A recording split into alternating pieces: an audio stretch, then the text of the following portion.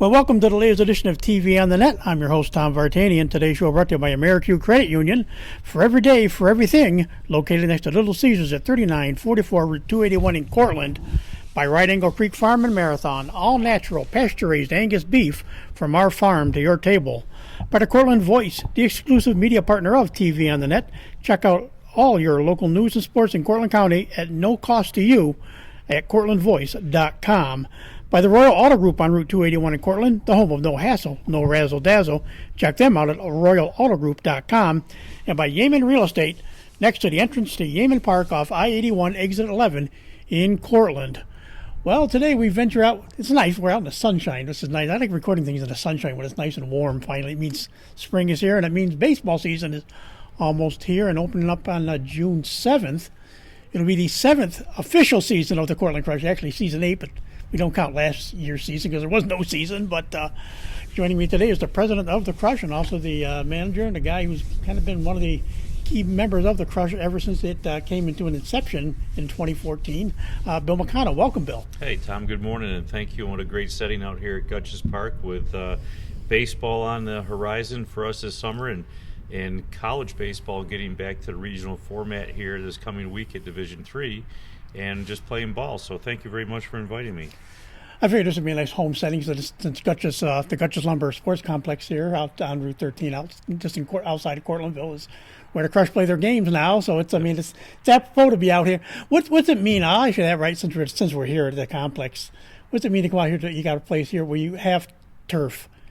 Well, Tom, we love playing at Beaudry, and we college baseball has probably outgrown what Beaudry was back in its day in size, players and size and ability to hit and everything, and then the amount of work, of course, the city and the youth bureau put into it. To come out to a turf facility is a great recruiting tool for players when they see it. There is no more pregame with pitchers lining lines and watering the skin of the infield, but it's a fantastic facility. Love playing here. The lights are great. It's the whole facility is very, very good, and we love the size of it and the location. You're right off the thoroughfare in and out of Ithaca, the southern tier here, and it's a great location.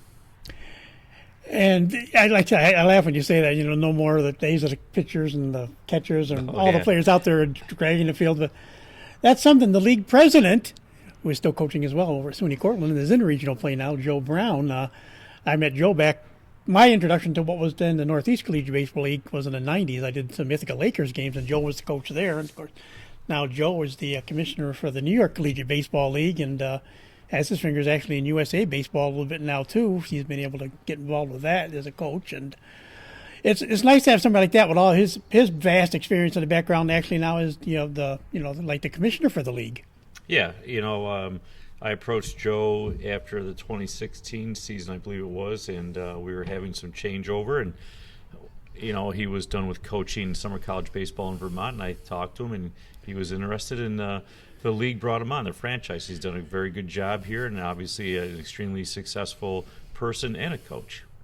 Yeah, I'm not quite sure what he does now because they put turf at the Wallace Field now, too. The outfield is still grass. He said, I'm not going to get those turf bounces over fences for doubles and home runs, but he's got a turf infield now at Wallace Field over at SUNY Cortland. But that's how I remember Joe initially back in the day, out there dragging the field, doing lines and all that stuff. It seems like it's something you guys like to do. And of course, in your case, you had a lot of the players involved in it, but it was kind of like a part of baseball. You're going to be a player. You also you get to learn to do a little field maintenance and everything else. Well, like you said, it is a part of baseball. Most coaches, I've coached, for many years, 13 or 14 years at Fabius High School and then at Lafayette High School.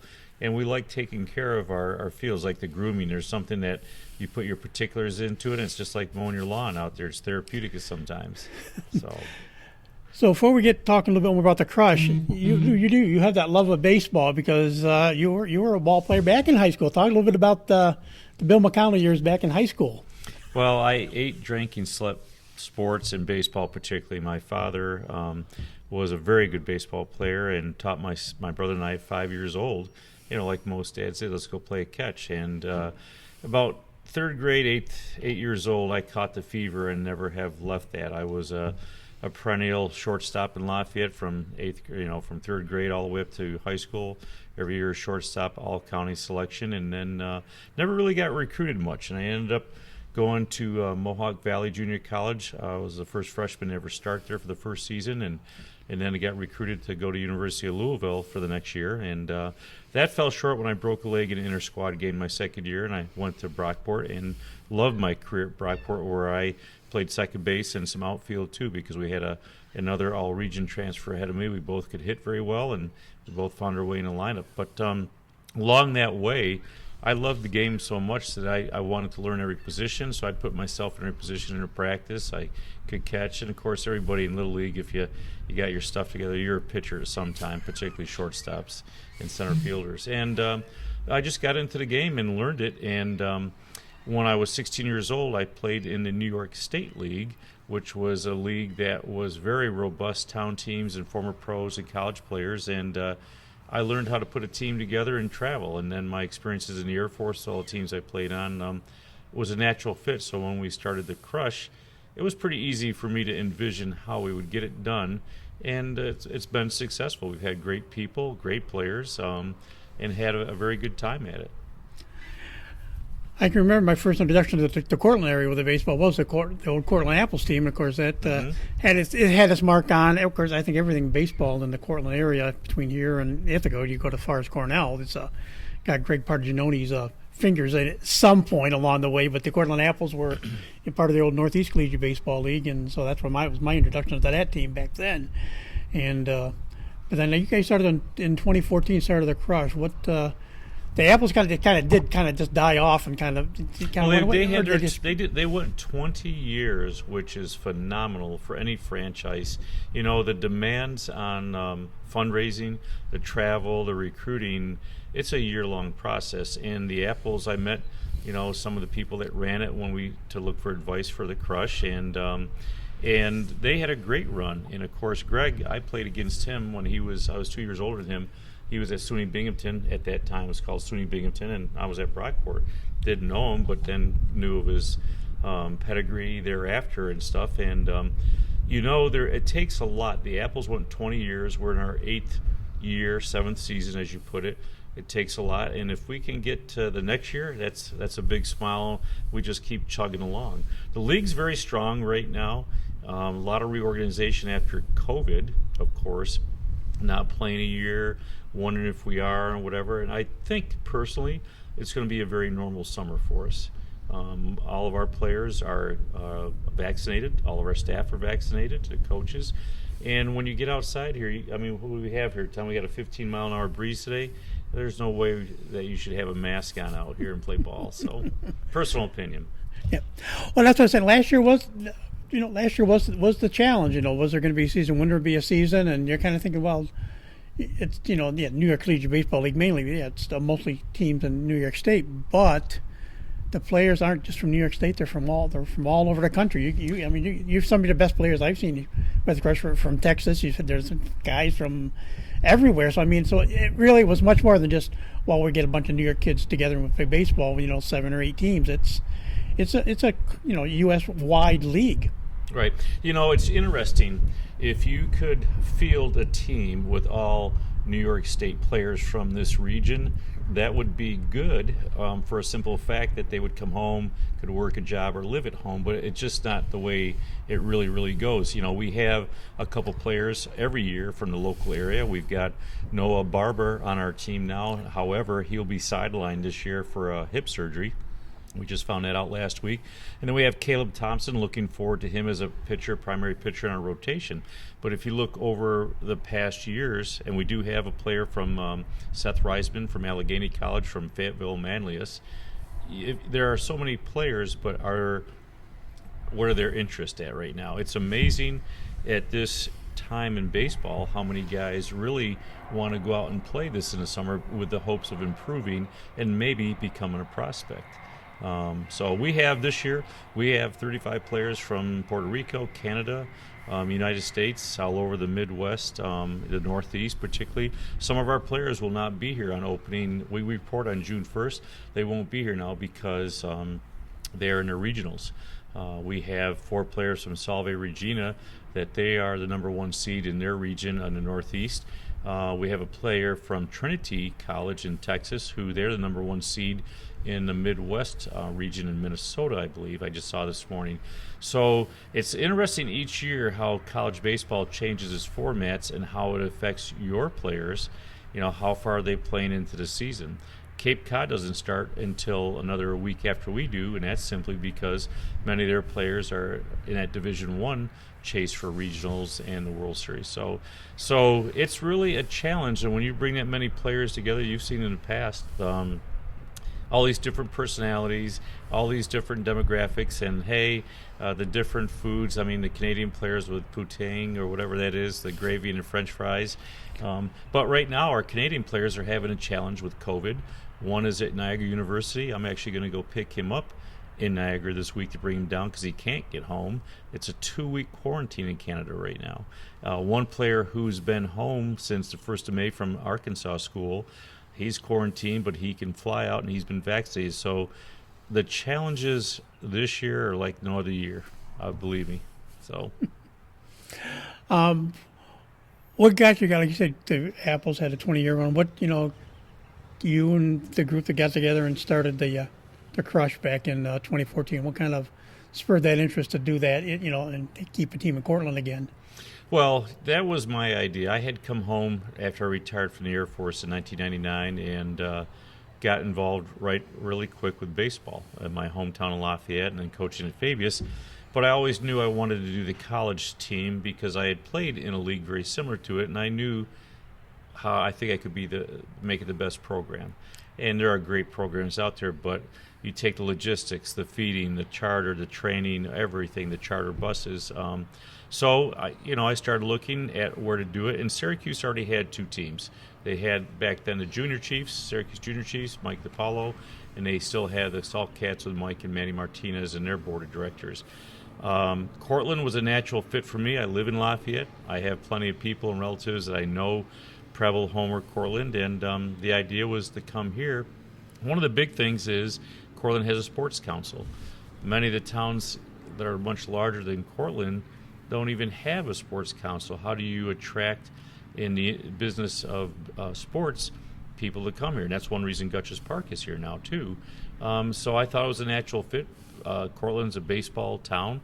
Lacrosse is big in any town, but baseball has done well here, whether it be the Crown City Little League, Homer Little League, the surrounding teams like Dryden and Groton and little towns like that. But you have Cortland High School that's always done well under John Tobin and Ben Albright. And then, of course, SUNY Cortland, you can go back through the years. Coach Wallace, who I knew, he was his brother was a neighbor of mine in Lafayette, and I babysat his kids. And then Steve Bryant, and then or Steve Owen, at Bryant College, and Joe at Brown at Cortland. So it's got a great baseball pedigree. So it's a natural. And having the Apples here, many people when we started up thought, "Oh, you're going to be the Apples?" We go, "No, we won't be the Apples." So we became the Crush. And it's interesting. I always kind of wanted the Cortland Apples. That was kind of a name that kind of struck me weird. I know it's good. There are Cortland Apples out there, but to me, it didn't sound like a baseball team. But the Crush is interesting because again, there's a footprint there of Greg Parginoni. Mm-hmm. It's interesting. I was sitting in the Cortland Youth Bureau with Coach John Tobin, and he had a list of 50 handwritten name possibilities for the team. And I'm going through some of them, and I look at John and I go, "Really? You like that one?" It was, I think, the woodchucks or the groundhogs. I'm going, how about something a little different? And what's this? We talked about maybe the former Macs, the Mac trucks that were built here and things like that. They had great town baseball at those buildings, those organizations. And he goes, "What about Crusher?" I go, "Crusher, where'd you get that from?" So quickly in 20 minutes, Greg Parginoni, his nickname Crusher. I love Pepsi, and Crush is a Pepsi product. I go, "Sold, we got it." And that story began right there with all the support from the Friends of Greg, that organization that held a golf tournament each year to raise monies for a scholarship for a player at Cortland High School. And that's how part of a lot of the improvements happened at Beaudry Park, was through all that organization. And of course, you had a lot of people back then, involved, and some of them were involved because they had, kids that were on the team, or young men, we should say, because they're not really kids in college. You're not really a kid anymore. But and Tom, you're right. Well, your parents, they always say, "Hey, I got my kids coming." I go, "Well, man, they're young men. They're going to learn how to character and take care of themselves this summer. They do their laundry. We take it out. Ames Linen is a great supporter of us, and they do our ball uniforms. But the players are responsible to take it there, retrieve them, fold them, and get them done, dispersed to the other their teammates." So how about that group got involved originally? I mean, it's ironic, like I said, Yale Hughes was involved for a number of years with you guys, and of course now his son was a player for you guys for the Crush for a few years, and of course now he's a manager for the Trinity Triggers or something. Trinidad Triggers in the Pecos League. The Pecos League. Yeah. So he's out there. He's now his career just got sidetracked with arm problems and stuff, and so but he's now. Is it fun to see guys like that? You get dads like that, and then you get a player like that, and then they turn around and go on to be managers. Well, it's a great thing. Yale is still the vice president of the Crush, and then Brian, having been a player here and watching his career in an independent professional baseball league and become a manager, of course. And then you have Paul Ludden, who is a Greg Parginoni Award winner for us, who went and played in the Pecos League for 3 years, was an assistant coach at OCC. But now as the head coach, he just finished his first season at Cazenovia College. So you have these baseball success stories that not only did you do well in the game and you've gone on, but that's what you kind of do is your legacies out there. They're their own legacy, grooming their own path. Brian, what a career he's had with baseball, his graduate work in college, being a fitness trainer and a kinesiologist and a manager. I mean, he could be the whole staff rolled up in one guy. So, what was it like those first few years, kind of getting the Crush, established in Cortland and slowly grow? I mean, I was lucky enough to do the play-by-play for 2 years. Got back to my radio roots, got to do play-by-play with you guys 2 years. Of course, Yale and I turned it into the Yankee broadcast. The year Yale and I did it, we just did Yankee trivia and did all sorts of weird things there. But it's went through growing pains as everything gets better and better. But it seems like the organization is really heading in a good direction. Well, I think our first year we didn't do well on the baseball field at times. We ended up with a record of 15-31. But the off-field stuff, the organization, the people doing, like you said, the broadcasting and things behind the community was very supportive and still are. We have great sponsorships here. With each year, people like winners too. They, and how you define winning in most people's mind is wins and losses. But one of the best things is Dr. Bonnie Hodges from SUNY Cortland always volunteered too, and we do an end-of-year survey with parents and players. And routinely it comes back is they enjoy the atmosphere, the team and family atmosphere that we do. We treat the staff as if they were our own sons, the ball players or daughters, the people on the staff. And we eat together, we travel together, we have fun. I think one of the best things we ever did is, when you win a game, you have that Yankee Frank Sinatra, New York on there.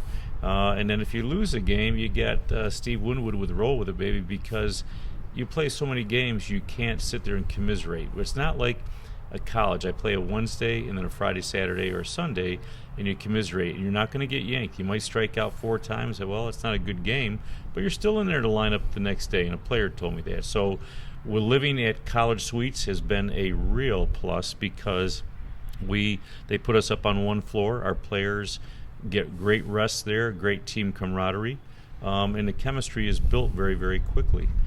So we've been very, very fortunate. I think, with the assets that we have in Cortland of Gutchess and formerly of Beaudry and College Suites, if we didn't have those, we wouldn't be here. It would be too tough. Many of the leagues still use host families, including, with Brian in the Pecos League, they use host families. Those are very, very dedicated families. But in our area here, people travel too much in the summer now, normal summer. So you have to be careful where you're placing guys. And some guys might eat peanut butter 3 meals a day. Some guys might have steaks. So we kind of balance it out. But it's all been good, and the players love coming here. And the team usually gets involved in a few community activities every year. 'Cause I remember the second year I did the games with you guys. I think it was 2016. My second year I did the games with you or something.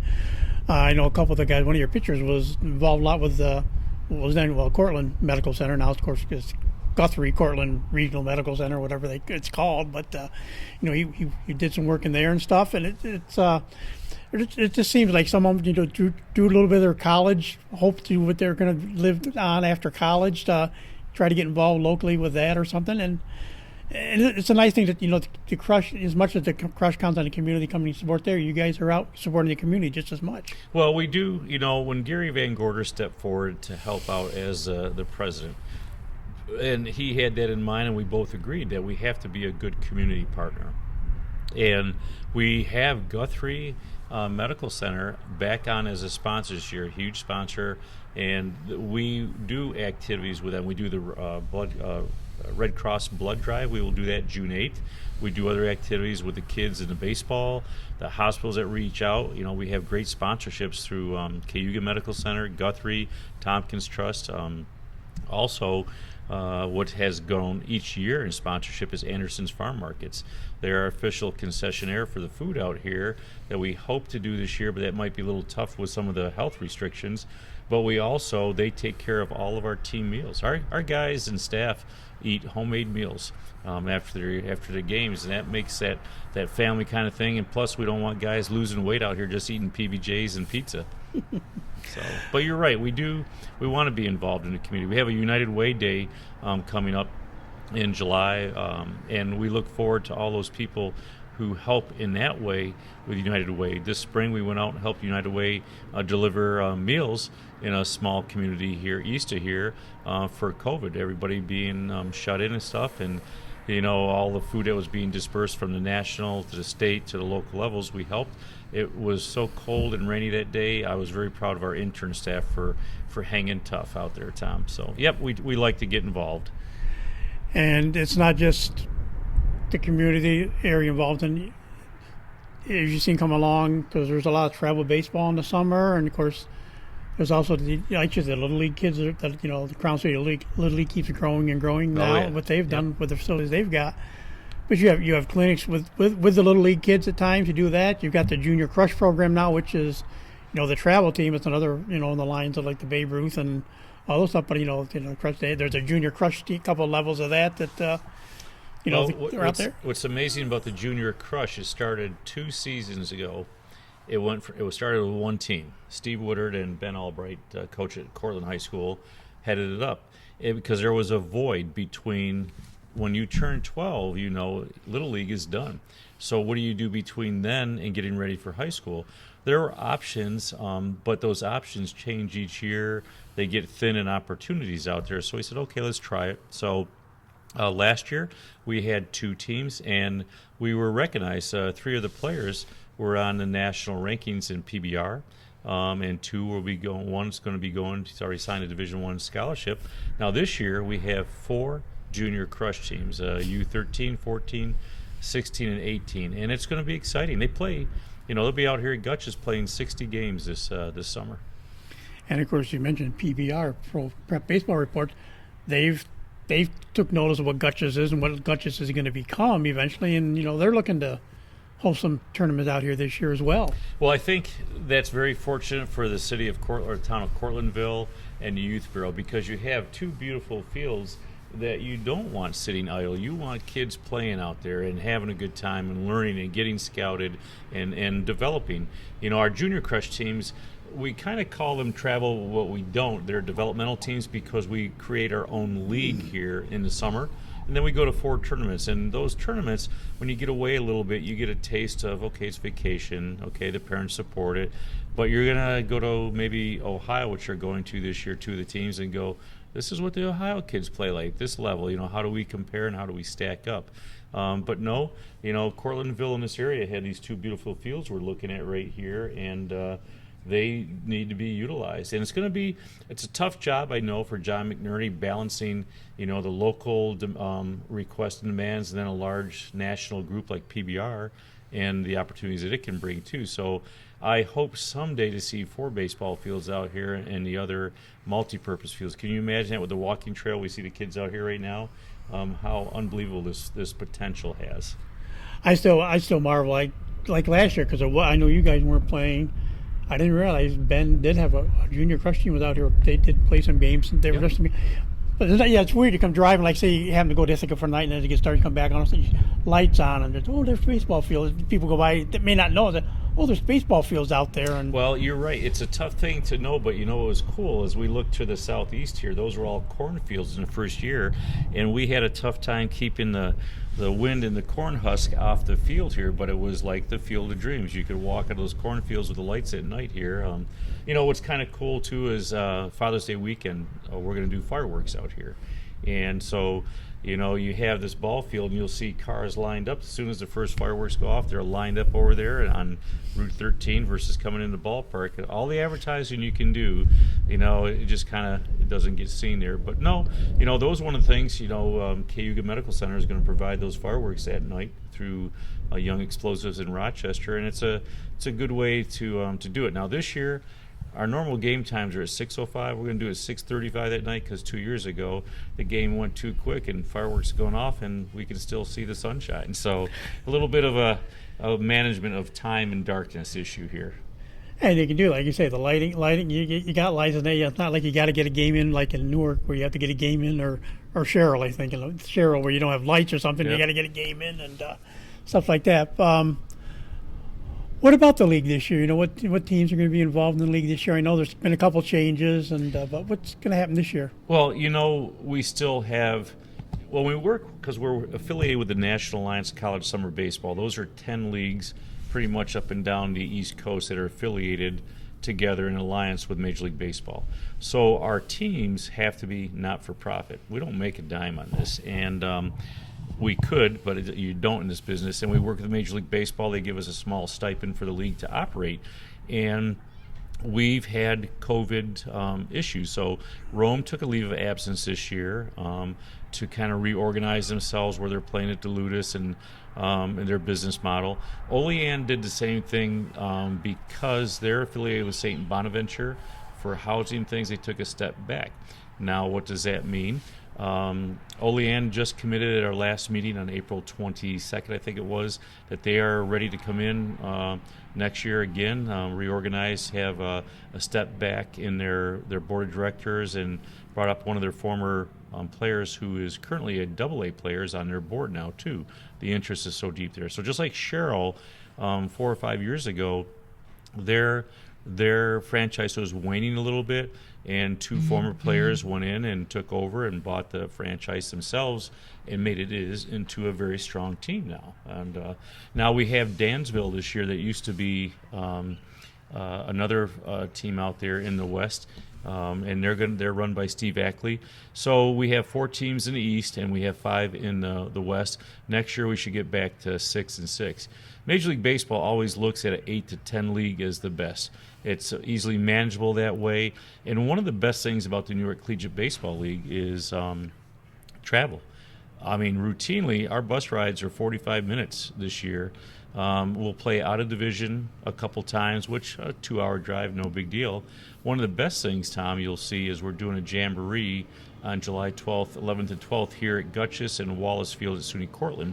That's taken in place of our All-Star game that would have been with the Atlantic Collegiate Baseball League. They're down to 4 teams right now, 6 rebuilding from COVID. So we partnered with PBR. They're going to come in.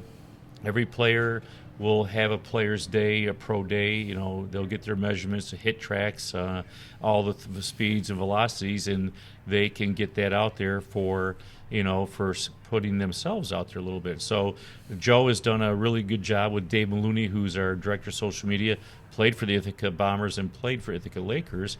Both those guys put it together, and we look for 2 very long days. The first day, the Crush open up at 10 in the morning at Gutchess here. Then we play a 7 o'clock game. So we got plenty of time to go get a lunch and come back and rest and play. That's going to be a tough one to keep people motivated, to get up early and play and then hang out. But Anderson's is doing a huge chicken barbecue for the community out here that day and such. But, you take 43 games this year in the league.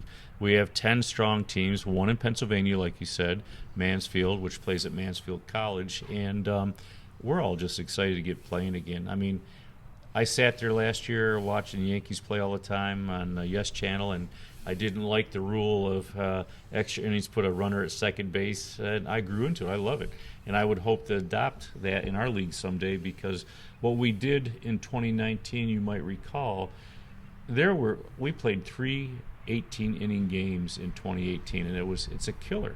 Pitching staff, fatigue, how late do you get back? At Beaudry, there were curfews, 10 a.m., and sometimes we didn't make that, but we were quiet. So this year, again, we will have 9 innings for single games. Doubleheaders are 2 7s, and each game can go 1 extra inning, no runner at second base. And if you end up tied at the end, fine. We use a Cape Cod scoring format, what I call 2 points for a win, 0 for a loss, and 1 for a tie. And 2 years ago, on social media, the feedback from fans on the points, they found it exciting. They could calculate just not on wins and losses, but their own way, and it was exciting to follow. So we look forward to a strong season. We start June 7th. We open up at Gutches here against Sherrill. We have 11 games in the first 7 days. Now, that's not all league games. We have players, 40% of our roster have not played a legitimate college game this spring because California players shut down. Other players, other teams in Ohio, Overland College is one.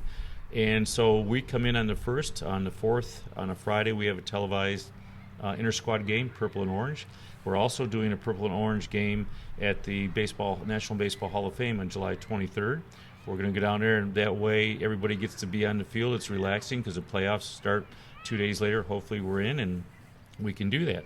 But we'll start Monday through Friday, league games, 1 day off. Saturday, a doubleheader here with, I think, Rochester. Then Sunday, we're going to have, Sunday the 5th, we have a doubleheader with Albany Athletics from the Twilight League. We're going to come down. Then the following Sunday, we're going to go there and play them. Well, Bill, don't you have too many games in your first part? No. Right now, those are fine because we need to get those players that game time experience and rhythm that they didn't get this spring. And that's why we've got extra players this year. We've lost 6 players in the past 3 weeks due to injuries. We had 2 players coming from Puerto Rico, from LaSalle College, Division I in Philadelphia, that have changed because of an injury and or a family situation. We had a kid coming from West Texas, arm injury, a catcher locally, Noah Barber, a leg injury. So our roster is constantly changing right now. So it will become a management problem. You got to stay on top of it. When you do recruit for the season, of course, like you say, you retired from the Air Force, but also been a pilot for a number of years or so. That kind of helps, I guess, recruiting kind of, well, yeah, I'm going to be in here, so let's go check out some kids maybe if I'm in the area. But what do you look for? Or how do you, when you start looking at areas, how do you, it seems Florida seems very popular for a lot of the intern staff. Seems to be University of Florida seems to be your hotbed. And you mentioned 2 colleges here, Salve Regina and Trinity or 2, and that really, I remember guys always seem to be under from that roster. How do you decide where and who you might possibly recruit? Tom, that's a great question. Recruiting evolves each year. What we do is for players, we look for character first and then skill sets. We don't need somebody coming in here that thinks the word me is more important than we. We don't need somebody coming in here and tarnishing the reputation of the Crush or the city of Cortlandville, whatever. So, and college coaches are very in tune with that because they recruit the same way. So we go back with our, routinely for 4 years now, we always take 4 players from Salve Regina. That's always an agreement. Send us 4 quality guys and, 2 position players, 2 position pitchers, whatever. Uniquely this year, one of the young guys used to coach in the league and played at Mohawk Valley as a second baseman I got to know is at Yale. So we have a couple players coming from Yale this year, Division I, a pitcher and an infielder, both from California. We have players from Florida that I met along the way. So when I flew for Southwest Airlines, yes, I picked my trips to go recruit and watch baseball, whether pro or watch or whatever. And I still do that too. Is hop in an airplane, go someplace on a trip, and catch a ball game. But it's those constant relationships. There are so many ball players in so many leagues now. We have a very promising young man from Florida. The league allows you to carry up to 4 graduating seniors this year that will be true freshmen next fall. We have a young man, Lucas Hartman, who's going to West Carolina University. That's a Division I that is a fireball two-way player, and he'll come here and pitch. A good competitor. His father played professional baseball too. And those are built on relationship. Hey, Bill, I've got a guy here you ought to look at. Okay, so I make a call and we do that. So the better relationships you have, the wider your radar scope, if you will, for recruiting. It becomes tough saying no at times when, I have players and coaches still calling today. Leagues have folded maybe, or a team, and how it's heartbreaking to say no to a quality ball player that would fit in this league. Now, the other thing too is sometimes even though you're a college ball player, the level of play is above what you can handle. You may bring a couple players on that with the understanding you're here to learn, to improve, but yet I always recruit a nucleus of players that I know are up and coming, maybe prospects. Our number one prospect from Rutgers Camden, an outfielder, a former young Marine, was going to come here. He may not have lasted a season. We thought he would be drafted, but he ruptured his ACL early April, so that was very, very disappointing. So now do you scramble, and there's always players looking for a place. We got a young man that reached out to me from Miami, Florida, who's in a Division I school in the Northeast, and he wrote me a letter and said, Coach, I'm very hungry to play ball, want to come to Cortland. All I read is good stuff about Cortland and Cortland Crush. So you kind of reach out, there's an opening for him, and we bring him on. And it's the thing, I think if I remember my days back then, you get certain guys and I could really use this guy a lot, or I could do a lot with this guy, but sometimes it's guys that maybe were rehabbing an injury during their last season or something, and you'll bring guys and you'll work with the coaches that'll say, well, yeah, we want to play as much as possible, but we'd like to limit him doing this, and you work with the colleges too to help whatever that.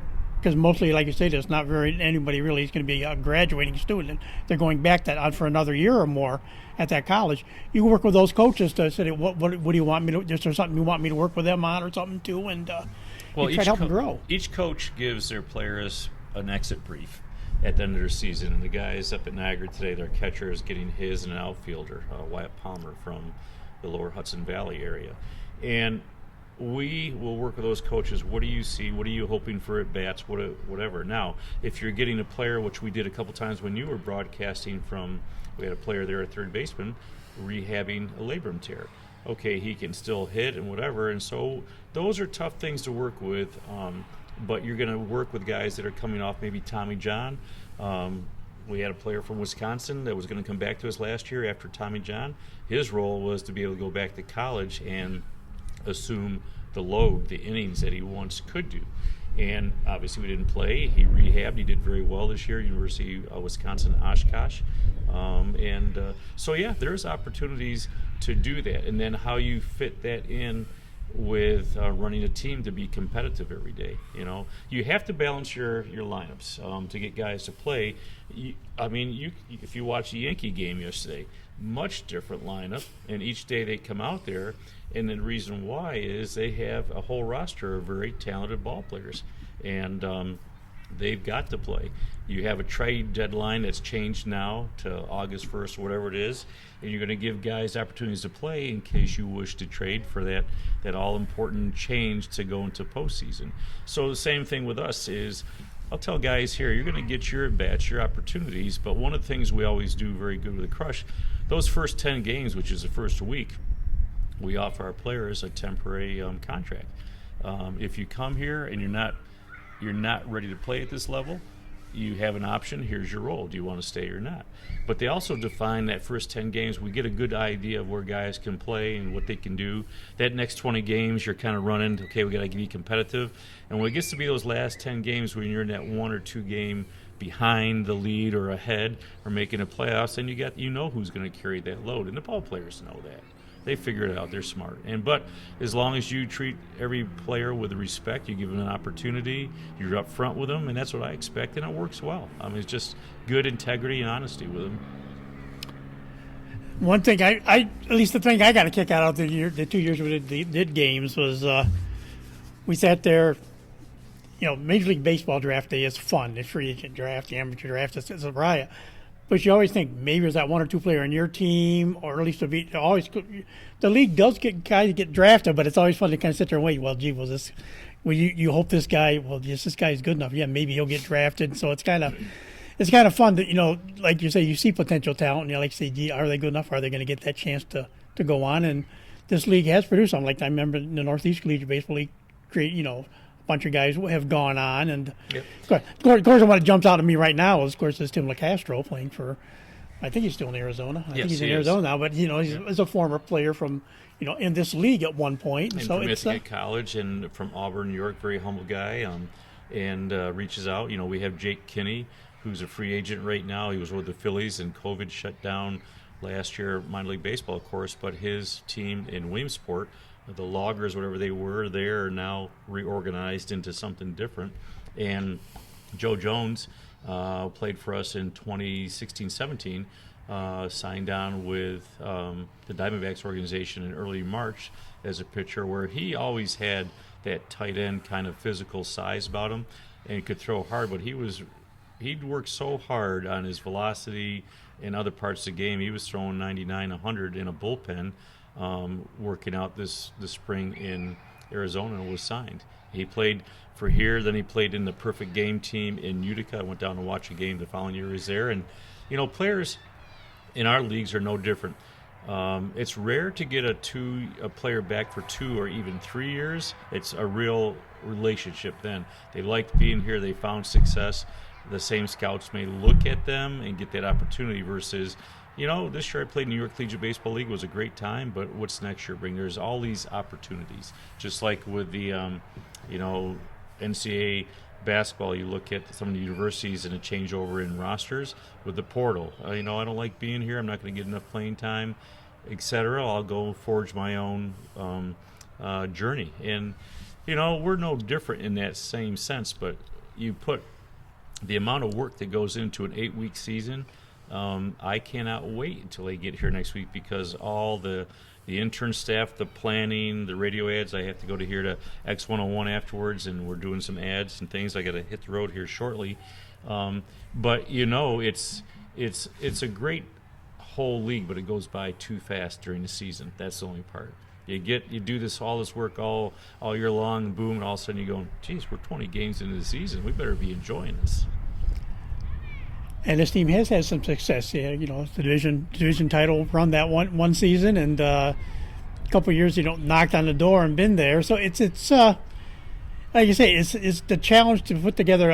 Almost if you can get enough guys back, to take oh gee, we're all close. If we get them all back next year, I think that's the team that'll do it. But like you say, sometimes you get them back, sometimes you don't. But it's almost like you don't see single A baseball anymore because Auburn's gone, because that's one of the leagues that disappeared, the New York Penn League, and so it's kind of like you get new guys every year, but is this the right group that meshes? And so it's kind of a crapshoot at the same time, but it's fun every year to see. Oh, you're do right. we have what it is? Yep, you're exactly right. So, but no, it's exciting. You really. Out of one season, you never get back that full complement the next year, because some guys graduate. Now, next year, because the draft has been pushed back into July, you may see graduating seniors be allowed to play in the league because they're still draft eligible. That's the key right there. Whether they're collegiate eligible versus draft eligible, that's a discussion that'll happen over the next few months.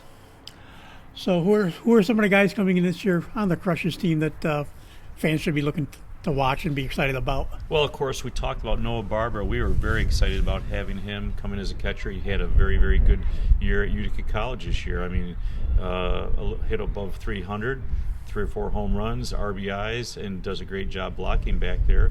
Unfortunately, he has a hip problem right now that'll be going into surgery here very, very soon. Caleb Thompson, you look at his size, his growth as a pitcher from TC3 in Cortland High School. We look to have a lot of good innings out of him. We have a couple guys. Garrett Bell is returning from the team who played 2 years ago. He became a starter and a relief pitcher this year at Ithaca and has done very, very good. We've got a young guy, John Davis, who is a freshman from Assumption College. The way he throws right now, didn't get much time this spring, but the potential he has, looking for something exciting from him as a pitcher. And then, we got Carter Kessinger from Yale University that will come in also. Jake Lombardi, who was down in Alabama, he's from the Northeast and now is going to go to school at Herkimer next year, brings a little bit of a localism to it also. So we've got some interesting guys coming here. Like we said, we got Matthew Ward and Jake Anderson. Matthew's from Niagara University, Canadian, as catcher, and then Jake, who's a professional ready defensive catcher right now, is what his coach says, 6'2", 215, whatever, and then has the ability to hit well with power, and we're going to work on that this summer. One of the biggest guys I look forward a lot to are two guys from Oberlin College used to be is Alexis Castillo from Fort Lauderdale. He's going to be our primary left-handed first baseman, and then his brother in crime, Lawrence Hamilton, he's an outfielder. Two guys that are always smiling. They're very good players coming back. One of the best guys that we are very excited about having come back is Nick Pastor. From 2 seasons ago, set the stolen base record for us and can run. Had a very good year at Brockport this year. It will be back next year, I think, as a graduate with 1 more year of eligibility because of COVID. So, we expect a lot of good things from him. Jason Boulay at Lemoyne, he's from Syracuse, from Christian Brothers Academy. A true utility player, as a shortstop, second base, can play the outfield. You're going to see him. He may be in 8 or 9 spots this year, just to let him do that and play it. But very athletic, very, very good ball player. Justice Welch from Salve Regina, a young third baseman, very physical. He's one of our leadership council guys too, and looking for good things from him. Don Parachi is a pitcher, lefty pitcher. Uniquely enough, we have 7 left-handers this year on the staff out of 18, 19 pitchers, and I hope that turns into a plus and not a negative thing. Sometimes we're lucky to get 2 or 3 lefties. But those are some of the names you'll see out here routinely in the lineup. But we've got 35 ball players right now that are all qualified to be here. They're college ball players. They have the ability to learn and whatever. And I think the chemistry, as soon as we get here, the chemistry will start working quite well. We'll get it going. And how many home games are there this year at Dutchess? We will have, I think 23 home games between the Jamboree, which we signed up to play an extra game.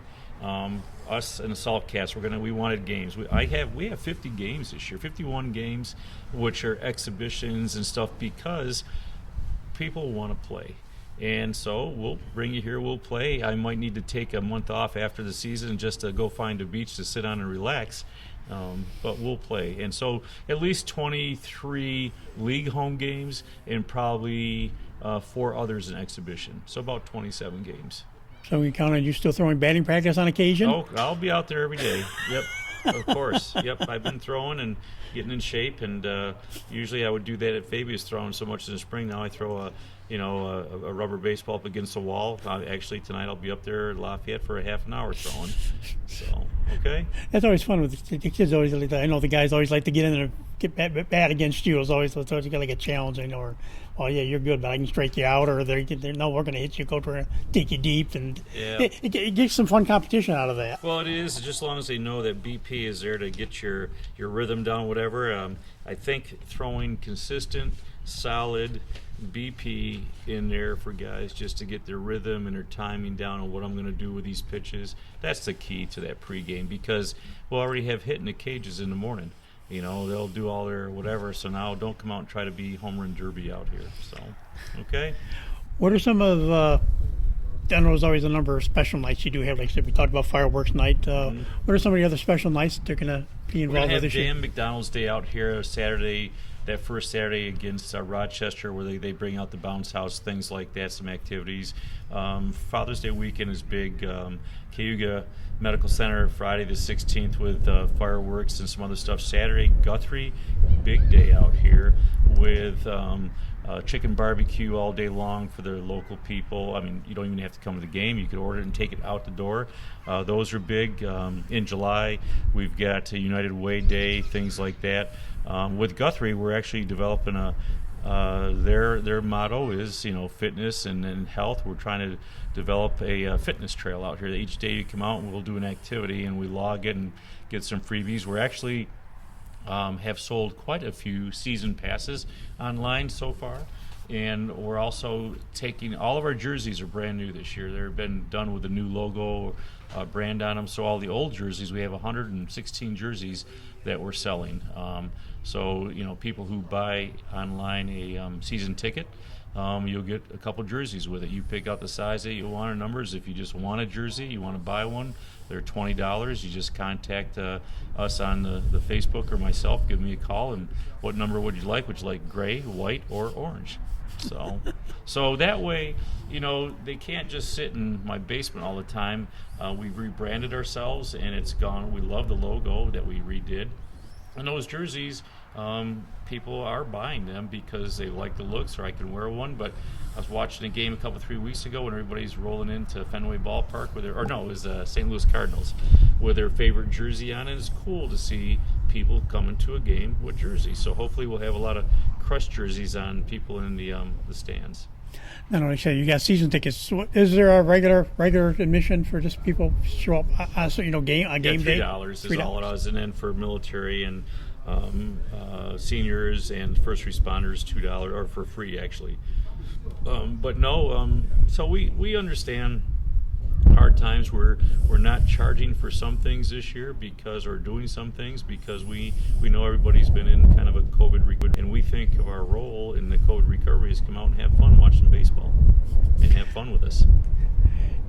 And I know it's fun. I got in trouble. I'll admit it. I got in trouble doing games sometimes. There's rivalries. There's intense times, but as much as one of the rivalries is in Syracuse with the Saltcats, but they're also some of your best friends are involved. I think it was with the Saltcats team, right?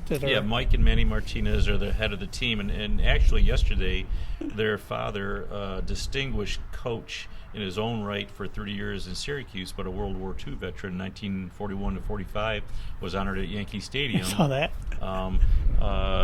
He's 99 years old. He's still very healthy and still much a competitor, and he was honored as a veteran of the game. So, yeah, we get heated sometimes, but when you walk away and you go get a cold beverage together and you talk baseball and a hot dog. How much fun is it coaching against guys like that, like you grew up with, playing with or playing against, in that Syracuse area? You get to, you got to keep that little part going as you get to coach against each other. It's fun, it's fun. It's very competitive, and the players really get into it. I think if one of the toughest places to play is Sherrill. Because the short porch in right field. Now they will have a 20-foot net up there, I was told this year, and so if that happens, okay. But the key over there is that's why we have 7 left-handed pitchers. So don't tell them. Yeah. Well, after that, I can remember a few balls over the fence into the porches right across the street, which are probably only a little over 200 feet away, maybe, if that. So right-hander on right-hander, you jam them. I remember Fitzgerald, their catcher, who's at Utica College, gets one on the handle and it goes over. I'm going and ties the game up 9-9 in the 8th inning. I'm going, are you kidding me? So lefty break his bat. Okay. So is there a particular game in the years you've done this stuff? I remember we did the playoff games in Oneonta the one year and everything too. Is there a certain a game or two that the years that you've coached so far that stand out as they were fun games or they're memorable games? Oh, of course. Joey Ascenza, anytime he came up to bat and guys on, he would be a hit or a suicide squeeze. Some of the bunts that he pulled off, and we would score and win in the bottom of the ninth against the Junior Chiefs, 18 innings at Beaudry Park, where he had to turn all the loudspeakers off to broadcasting, and we win. And George Holland, one of my favorites of all time, had just arrived from Trinity. Had his uniform and stuff in the dugout. He went and changed to pitch hitter. We were running out of guys, and he hit a shot in left center that we thought was gone, and it just hit up against the fence, and we thought we won it there. But you think of Wesley Burkhart, Greg Jasek, the early years of some of the games they had. One of the most memorable was 2 years ago winning the championship right here.